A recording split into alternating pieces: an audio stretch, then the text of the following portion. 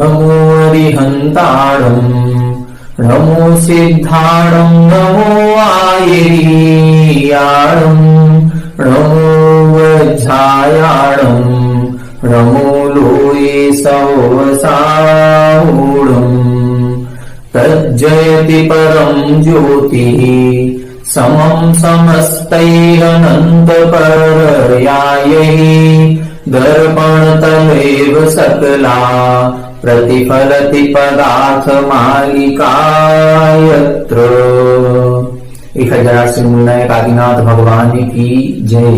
द्वासाम जिनवाणी माता की जय। आचार्य श्रेष्ठ आचार्य गुरुवर श्री 108 अमृत चंद्र स्वामी महाराज की जय। आचार्य श्रेष्ठ आचार्य गुरुवर श्री 108 विद्यासागर जी महाराज की जय। जगत पूज्य निर्यापक श्रवण मुनि पुंगव श्री 108 सुधा सागर जी महाराज की जय। समस्त मुनि संघ की जय। आलोक मोदी स्वाध्याय सुधा यूट्यूब चैनल पर आप सभी दर्शकों का एक बार पुनः हार्दिक स्वागत, हार्दिक अभिनंदन। पूज्यवर आचार्य अमृत चंद्र स्वामी जी द्वारा विरचित श्री पुरुषार्थ सिद्धि उपाय ग्रंथ की स्वाध्याय श्रृंखला में हम सभी श्रावक और मुनिचर्या को अच्छी तरह से समझ चुके हैं। श्रावक और मुनिचर्या को समझने के उपरांत जो सकल चारित्र है उसके दो भेद होते हैं, सराग चारित्र और वीतराग चारित्र। या जो रत्नत्रय होता है, सम्यक दर्शन, सम्यक ज्ञान और सम्यक चारित्र, ये रत्नत्रय भी दो प्रकार का होता है, व्यवहार रत्नत्रय या निश्चय रत्नत्रय। तो हम सभी ने पिछली पूर्व कक्षाओं में ये समझा था कि जो व्यवहार रत्नत्रय है या निश्चय रत्नत्रय है, ये रत्नत्रय कभी भी कर्म बंध में कारण नहीं होता है, बल्कि रत्नत्रय मोक्ष का मार्ग है, अर्थात कर्म बंधन से मुक्ति दिलाने का एक साधन होता है। कई स्वाध्याय प्रेमी या विद्वांजन ऐसा मानते हैं कि जो मुनिराजों को या व्रती श्रावकों को पुण्य कर्म का बंध होता है वो व्रतों के द्वारा अथवा चारित्र के द्वारा होता है, या रत्नत्रय के कारण से ही इनको ये पुण्य कर्म का आश्रय होता है। तब यहाँ पर आचार्य महाराज ने 5-6 श्लोकों के माध्यम से ये सिद्ध करना चाहा है कि सम्यक दर्शन, सम्यक ज्ञान और सम्यक चारित्र ये तीनों निर्बंध रूप होते हैं, अर्थात कर्म का किसी भी रूप में बंध नहीं कराते हैं। ये बात अलग है कि वृत्ति जीव को बंध होता है, सम्यक दृष्टि जीव को बंध होता है, लेकिन जो सम्यक दृष्टि जीव को बंध हो रहा है वो सम्यक दर्शन के कारण से नहीं हो रहा है, बल्कि उस सम्यक दर्शन के साथ में उपस्थित अन्य जो कसाय हैं उन कसायों के उदय के कारण से हो रहा है। इसी प्रकार से वृत्ति जीव को जो कर्मों का बंध होता है वो व्रतों की अवस्था में, अर्थात व्रत पालन करते हुए जो हमारा प्रमाद रूप चर्या होती है या संजुलन कसाय का तीव्र मंद उदय होता है, उस कसाय के उदय के कारण से जो प्रवृत्ति होती है उस प्रवृत्ति के कारण से कर्म बंध होता है। वास्तव में देखा जाए तो जो सम्यक दर्शन, सम्यक ज्ञान और सम्यक चारित्र हैं ये कर्म बंध के नहीं बल्कि कर्म निर्जरा के कारण होते हैं। इसी प्रसंग को आचार्य महाराज ने 2 और अन्य श्लोकों के माध्यम से स्पष्ट करने का प्रयास किया है। आज की कक्षा में हम उन 2 श्लोकों को समझेंगे और ये समझने का प्रयास करेंगे कि जो वृत्ति जीव को बंध होता है वो वृत्ति जीव को बंध व्रतों के कारण से नहीं होता है, बल्कि अन्य कसाय के उदय से अथवा प्रवृत्ति रूप जो चर्या होती है उस प्रवृत्ति के कारण से होता है। आइए पहले श्लोक का उच्चारण करते हैं, फिर इसका अपन अर्थ समझने का प्रयास करेंगे। सम्यक्त्वचारेत्राभ्याम सम्यक्त्वचारेत्राभ्याम तीर्थंकराहार कर्मणो बंधा तीर्थंकराहार कर्मणो बंधा योप्युपदिष्टाः समये न नैवेदांसोऽपि दोषाय सम्यक्त्वचारेत्राभ्याम तीर्थंकराहार कर्मणो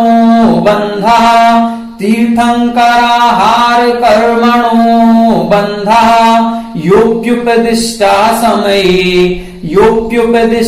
समये न नैवेदांसोऽपि दोषाय। एक बार आप लोग उच्चारण करें। सम्यक्त्वचारित्राभ्याम तीर्थंकराहार कर्मणो बंधः योप्युपदिष्टः समये न नैवेदांसोऽपि दोषाय। सम्यक्त्वचारित्राभ्याम तीर्थंकराहार कर्मणो बंधः योप्युपदिष्टः समये न नैवेदांसोऽपि दोषाय।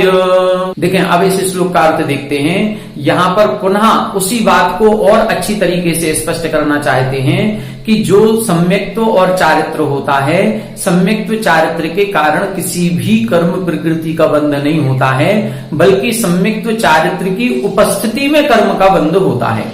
देखें, यहां बता रहे हैं सम्यक्त्व चारित्राभ्याम तीर्थंकर आहार कर्मणु बंधः यह उपदिष्टः समये।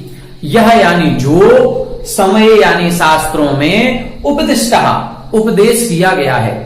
शास्त्रों में यह उपदेश किया गया है कि जो तीर्थंकर प्रकृति का बंध होता है अथवा आहारक द्विक का बंध होता है।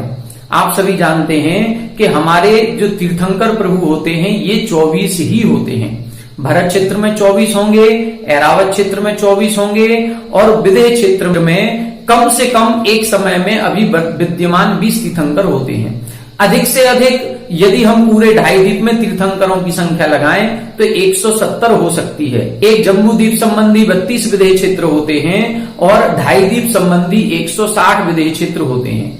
एक जम्बू द्वीप में एक भरत क्षेत्र, एक ऐरावत क्षेत्र होता है और संपूर्ण ढाई द्वीप में 5 भरत और 5 ऐरावत क्षेत्र होते हैं। यहाँ पर जो तीर्थंकर होते हैं ये मैक्सिमम ढाई द्वीप के 170 हो सकते हैं। तो ये 170 तीर्थंकर कैसे बनते हैं? ये तीर्थंकर प्रकृति का आश्रव जो जीव करते हैं वो जीव ही तीर्थंकर बनते हैं। अब ये तीर्थंकर प्रकृति का आश्रव कौन करता है, कैसे करता है, कब करता है, कहां करता है, इसका विशेष वर्णन शास्त्रों में प्राप्त होता है। जब हम उस वर्णन को पढ़ेंगे तो हमको जानकारी मिलेगी कि तीर्थंकर प्रकृति का आश्रव का जो प्रारंभ करने वाला जीव है वो कर्म भूमि का मनुष्य ही होता है, वो भी पुरुष वेद वाला होता है। देव आयु में तीर्थंकर प्रकृति का बंध नहीं हो सकता, नरक में नहीं हो सकता, त्रियंच में नहीं हो सकता। प्रारंभ जो तीर्थंकर प्रकृति का प्रारंभ करता है वो कर्म भूमि का मनुष्य पुरुष वेदी ही करता है। कौन करता है? तो जो सम्यक्त्व से सहित है, अर्थात इस तीर्थंकर प्रकृति का बंध जब हम गुणस्थान क्रम में देखते हैं तो चौथे गुणस्थान से प्रारंभ होकर के 8वें गुणस्थान के 6ठे भाग तक होता है। 8वें गुणस्थान के 6ठे भाग से यदि वह जीव ऊपर जाता है तो उसकी बंध विच्छुत्ति हो जाती है, तीर्थंकर प्रकृति का आश्रव फिर आगे नहीं होता है। लेकिन वह जीव यदि उपसम श्रेणी से 11वें गुणस्थान से गिर करके पुनः 8वें गुणस्थान में 7वें 6वें आदि में आ जाएगा तो पुनः उस तीर्थंकर प्रकृति का आश्रव प्रारंभ हो जाता है। यह जो तीर्थंकर प्रकृति है ये निरंतर बंधी प्रकृति कहलाती है। अर्थात एक बार तीर्थंकर प्रकृति का बंध प्रारंभ हो गया तो अब ये निरंतर चलेगा, चाहे भले हम कोई भी क्रिया क्यों ना कर रहे हों। सम्यक दृष्टि जीव है, चौथे गुण स्थान से सम्यक दर्शन प्रारंभ हो जाता है, सम्यक दृष्टि जीव बन जाते हैं। तो चौथे गुण स्थान से लेकर के 8वें के 6ठे भाग तक इसका बंध है। तो यहां पर ये कहना चाह रहे हैं कि सम्यक्त्व के द्वारा जो तीर्थंकर प्रकृति का आश्रव लिखा गया है तो ये ना समझें कि सम्यक दर्शन तीर्थंकर प्रकृति के बंध में कारण है। सम्यक दर्शन तीर्थंकर प्रकृति के बंध में कारण नहीं है, बल्कि सम्यक्त्व की उपस्थिति में ऐसे परिणाम हमारे बनते हैं जो तीर्थंकर प्रकृति का बंध कराने में सहकारी होते हैं। यहां पर यही स्पष्ट कर रहे हैं, लिखा यही जाता है कि तीर्थंकर प्रकृति का बंध सम्यक दृष्टि जीव ही करता है। तो सम्यक दृष्टि जीव ही करेगा, लेकिन उस तीर्थंकर प्रकृति के बंध में सम्यक्त्व कारण नहीं है। सम्यक्त्व के कारण से तीर्थंकर प्रकृति का बंध नहीं हो रहा है, बल्कि सम्यक्त्व की उपस्थिति में ऐसे परिणाम हमारे बन जाते हैं जिन परिणामों के कारण से तीर्थंकर प्रकृति का आश्रव होता है। इसी प्रकार से आहार का मतलब होता है आहारक द्विक, आहारक शरीर और आहारक अंगोपांग। आप सभी ने एक रिद्धि के बारे में सुना होगा, आहारक शरीर रिद्धि या आहारक रिद्धि। उसमें क्या होता है, उसमें जो 6वें 7वें गुणस्थानवर्ती मुनिराज होते हैं उन मुनिराजों के मस्तक से एक हाथ का सफेद रंग का पुतला निकलता है। क्यों निकलता है? जब कभी उनको किसी ग्रंथ को पढ़ते हुए स्वाध्याय में कोई जिज्ञासा उत्पन्न होती है और उसका समाधान उनको कहीं नहीं मिलता है तो उस जिज्ञासा का समाधान करने के लिए वो पुतला निकालेंगे। वो पुतला यहां से विदेह क्षेत्र या जहां कहीं भी केवली श्रुत केवली का पादमूल होगा वहां पर जाएगा और वहां से इनकी जिज्ञासा का समाधान हो जाएगा। अथवा इनको यदि कहीं मुनिराज को तीर्थ वंदना करने का भाव होगा तो वो आहारक शरीर को निकालेंगे। वो आहारक शरीर शिखर जी या गिरनार जी या अन्य किसी तीर्थ क्षेत्र की अकृत्रिम चैत्यालयों की वंदना करके वापस आएगा और यहां अपने मस्तिष्क में समा जाएगा। तो ऐसा ये जो आहारक शरीर होता है ये आहारक वर्गणाओं से मिलकर के बनता है। और इस आहारक शरीर से वर्गणाओं से मिलकर के कौन जीव बनाएगा इसको? तो जिसने आहारक शरीर नाम कर्म का बंध किया होगा। आहारक शरीर नाम कर्म और आहारक अंगोपांग नाम कर्म का बंध जब होता है तब उसके उदय में ही आहारक शरीर की रचना होती है या आहारक वृद्धि की प्राप्ति होती है। तो ये आहारक शरीर और आहारक अंगोपांग कर्म का बंध कहां होता है? इसका बंध होता है 7वें गुण स्थान में और 8वें गुण स्थान के 6ठे भाग तक। अब देखें, ध्यान दें कि जो आहारक द्विक है उसका बंध 7वें और 8वें गुण स्थान में हो रहा है। इसका मतलब है ऐसे जीव को बंध हो रहा है जो सम्यक चारित्र से सहित होता है। तो अब शास्त्रों में ऐसा लिखा जाता है कि जो सम्यक चारित्री मुनिराज होते हैं, भावलिंगी मुनिराज होते हैं, वह ही आहारक द्विक का बंध करते हैं। तो इसका मतलब ये नहीं है कि सम्यक चारित्र से तीर्थंकर प्रकृति का बंध हो रहा है। सम्यक चारित्र से तीर्थंकर प्रकृति का बंध नहीं है, बल्कि सम्यक चारित्र की उपस्थिति में 7वें 8वें गुण स्थान में ऐसे परिणाम बन जाते हैं कि जिन परिणामों से आहारक द्विक का बंध होता है, ये यहां स्पष्ट कर रहे हैं। तो यहां स्पष्ट लिखा सम्यक्त्व चारित्राभ्याम तीर्थंकर आहार कर्मणो बंधा यह समये उपदिष्टा। जो समय यानी शास्त्रों में उपदेश किया गया है कि तीर्थंकर और आहारक प्रकृति के कर्म का बंध सम्यक्त्व और चारित्र के द्वारा होता है, ऐसा शास्त्रों में लिखा गया है। कई शास्त्रों को पढ़ने में हमको ये मिल जाएगा कि सम्यक्त्व और चारित्र के द्वारा तीर्थंकर प्रकृति और आहारक द्विक का बंध होता है। तो ये क्यों लिखा है? तो इधर स्पष्ट लिख रहे हैं नय वेदाम सोपि दोषाय। नय वेदाम जो नय को जानने वाले हैं, जिन्होंने निश्चय नय व्यवहार नय को अच्छी तरह से समझा हुआ है, उनके लिए सह अपि ऐसा शास्त्रों का कथन भी दोषाय न दोष उत्पन्न करने के लिए नहीं है। वो नय वेदाम अर्थात जो नय को जानने वाले हैं वो इस सेंटेंस को पढ़ने के बाद स्पष्ट रूप से समझ जाएंगे कि इसमें कोई दोष नहीं है, कोई विरोध नहीं है। अर्थात वो ये समझ जाएंगे कि सम्यक्त्व और चारित्र की उपस्थिति में तीर्थंकर और आहारक प्रकृति का बंध होता है, ना कि सम्यक्त्व और चारित्र के द्वारा। यदि सम्यक्त्व चारित्र के द्वारा तीर्थंकर और आहारक प्रकृति का बंध होना होता तो सम्यक दृष्टि असंख्यातों है। असंख्यातो सम्यक दृष्टि है। देवताओं में भी असंख्यातो सम्यक दृष्टि है, नारकों में भी असंख्यातो सम्यक दृष्टि है, मनुष्यों में भी संख्यात सम्यक दृष्टि मिल जाएंगे और त्रियंचों में भी असंख्यातो सम्यक दृष्टि। फिर तीर्थंकर प्रकृति का बंध केवल 24 ही क्यों करते हैं? या तीर्थंकर प्रकृति का बंध करने वाले 170 तीर्थंकर ही क्यों होते हैं? फिर तो असंख्यात यदि सम्यक दृष्टि है तो असंख्याती जीवों को हो जाना चाहिए, क्योंकि सम्यक दर्शन से तीर्थंकर प्रकृति का बंध होता है। लेकिन ऐसा नहीं है।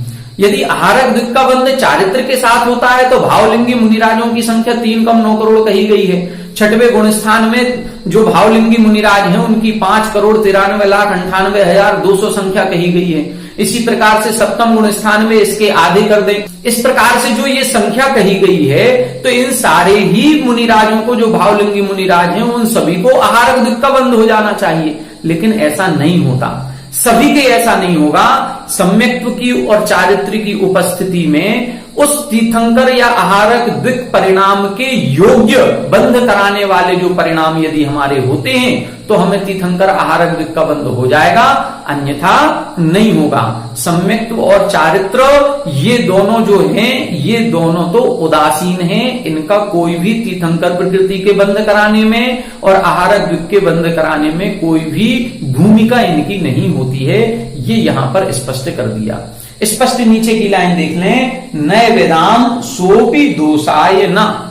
ऐसा सेंटेंस शास्त्रों में मिलेगा कि तीर्थंकर प्रकृति का बंध सम्यक दृष्टि जीव ही करता है, आहारक द्विक का बंध भावलिंगी मुनिराज चारित्रवान मुनिराज ही करते हैं। लेकिन इसका मतलब ये नहीं है कि सम्यक्त्व और चारित्र से इन दोनों प्रकृतियों का बंध होता है, बल्कि ये समझना है कि सम्यक चारित्र की उपस्थिति में जो संजुलन कषाय का मंद उदय है या अन्य कषायों का उदय है या अन्य जो प्रवृत्ति रूप हमारे परिणाम जो कुछ भी बन रहे हैं, उन परिणामों के कारण से इन प्रकृतियों का बंध होता है। ये नए वेदाम, ये जो नए को जानने वाले हैं, ये बहुत अच्छी तरह से इसको समझते हैं कि वास्तविकता क्या है और उपचार कथन क्या होता है। ये सब उपचार से कहा गया है, वास्तविकता ऐसी नहीं होती। इसी को अगले श्लोक में और स्पष्ट कर रहे हैं। आइए पहले श्लोक का उच्चारण करते हैं, फिर अपन अगले श्लोक का अर्थ समझेंगे।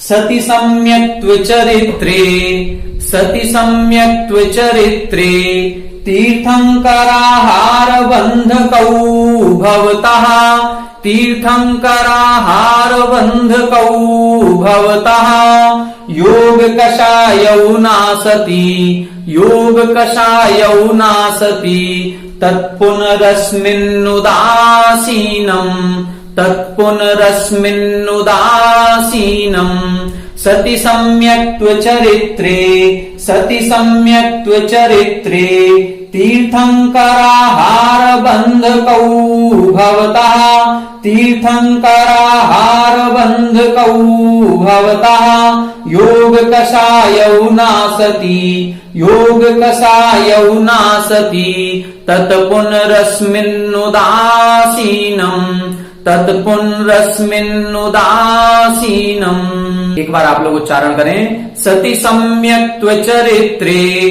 तीर्थंकराहार बंधकौ भवतः योग कषायौ नासति तत्पुनरस्मिन्नुदासीनम्, सति सम्यक्त्व चरित्रे तीर्थंकराहार बंधकौ भवतः योग कषायौ नासति तत्पुनरस्मिन्नुदासीनम्।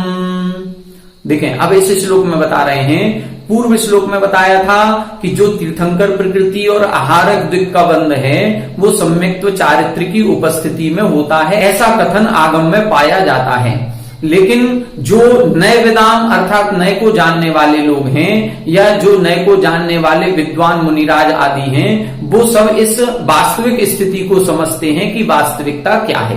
तो अब यहाँ प्रश्न ये उठ रहा है कि वो वास्तविकता क्या है, वो वास्तविकता हमको भी बताइए। तब इधर कह रहे हैं सति सम्यक्त्व चरित्रे।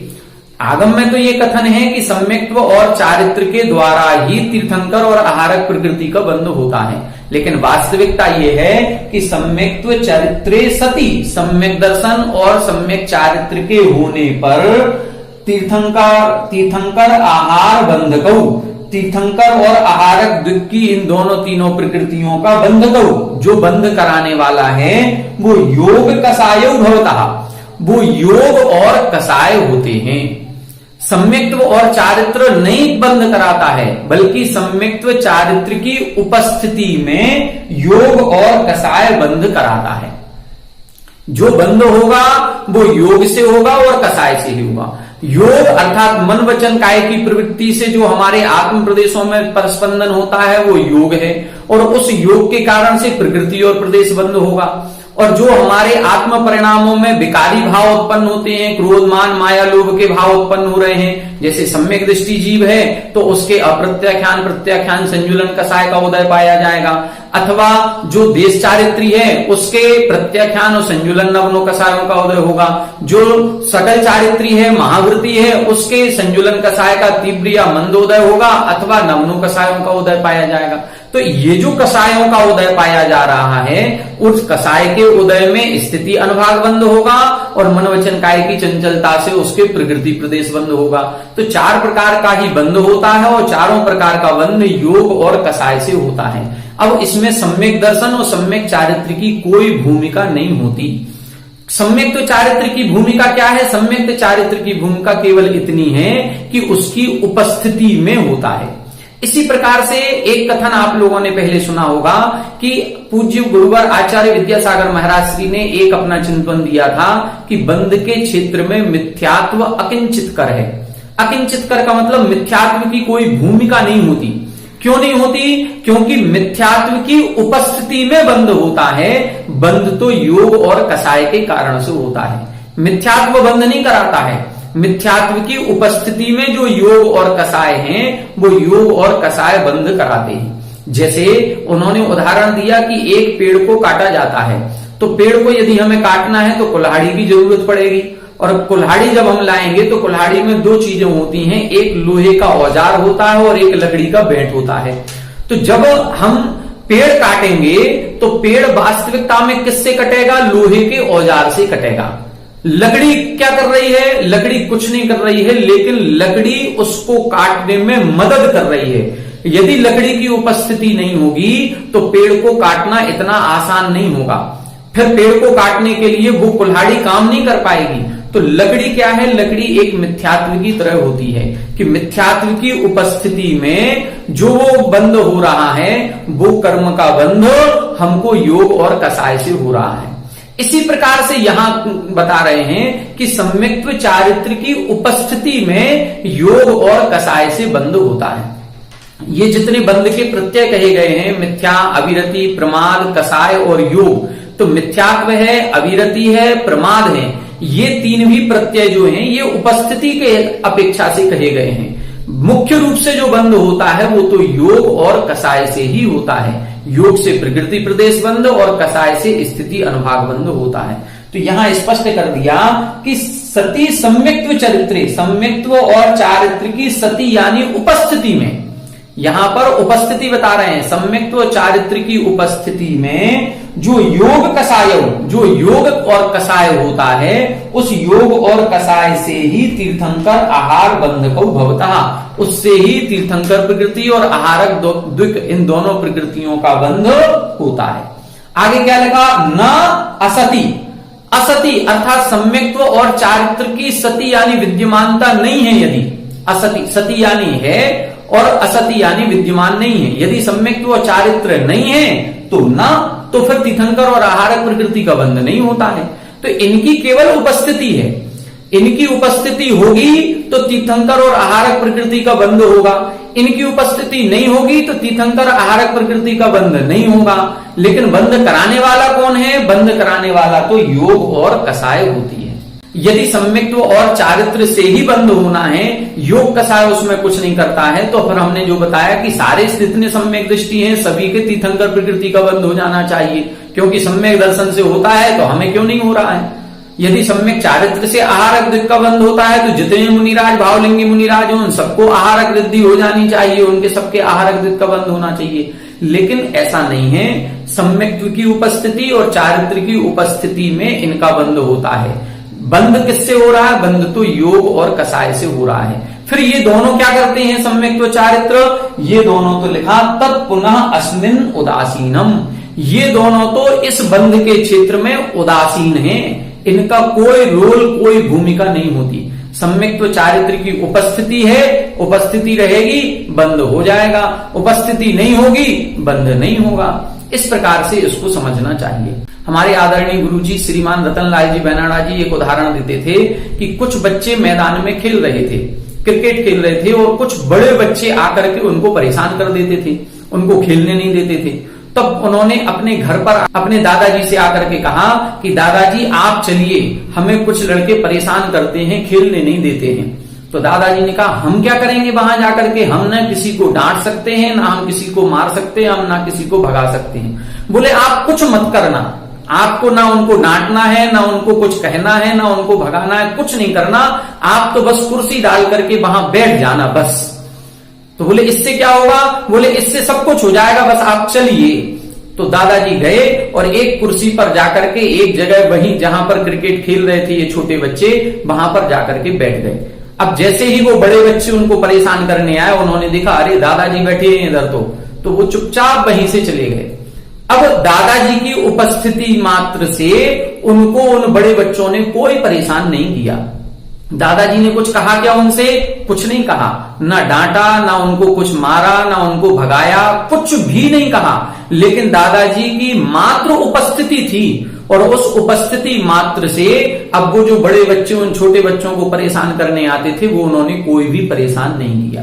इसी प्रकार से यहां पर भी समझना चाहिए कि यहां पर सम्यक्त्व और चारित्र की उपस्थिति मात्र है। इस उपस्थिति मात्र से जो परिणाम अब हमारे बनते हैं, उन परिणामों से, उन योग और कषायों से हमारे तीर्थंकर प्रकृति और आहारक द्विक का बंध होता है। सम्यक्त्व और चारित्र इनमें कुछ नहीं करता। सम्यक्त्व चारित्र बंध में नहीं, बंध के काटने में अर्थात मुक्ति में, मोक्ष के मार्ग हैं, मोक्ष में कारण होते हैं। तो सम्यक्त्व चारित्र अर्थात रत्नत्रय, सम्यक दर्शन, सम्यक ज्ञान और सम्यक चारित्र को बंध में कारण ना मान करके इनको मोक्ष में कारण मानना चाहिए। ये इस श्लोक से, 2 श्लोकों से आज की कक्षा में हमने स्पष्ट समझ लिया। एक बार पुनः अपन इसको देख लें। सती सम्यक्त्व चरित्रे, सम्यक्त्व और चारित्र की उपस्थिति में योग कषाय, योग और कषाय ही तीर्थंकर और आहारक प्रकृति के बंधकौ भवतः यानी बंधक होते हैं। कौन होते हैं? योग और कषाय होते हैं। किसकी उपस्थिति में? सम्यक्त्व और चारित्र की उपस्थिति में। ये दोनों क्या करते हैं? सम्यक चारित्र, ये तो अस्मिन उदासीनम, ये तो उदासीन रहते हैं। इनके होने पर बंद हो जाता है और इनके नहीं होने पर नहीं होता है। ये कहते नहीं है, इनकी कोई भी क्रिया ऐसी नहीं होती कि इनके कारण से या इनके द्वारा वो कर्म का बंध होता हो। ये तो कर्म बंध के नाश में कारण है, ना कि कर्म बंध में। इस प्रकार से आज की कक्षा में हमने इस विशेष प्रसंग को यहां पर समझा। अभी और आगे जाकर के स्पष्ट करेंगे, 2-3 श्लोक अभी और आएंगे जिसमें और अच्छे से स्पष्ट किया जाएगा कि रत्नत्रय कर्म बंध में नहीं बल्कि कर्म निर्जरा अथवा कर्म से मुक्ति में कारण है, मोक्ष दिलाने में कारण होता है। तो आज की कक्षा में इतना ही। आगे की कक्षा में हम आगे के श्लोकों को और अच्छी तरह से समझने का प्रयास करेंगे। आप सभी हमारे साथ बने रहें। सभी को जय जय।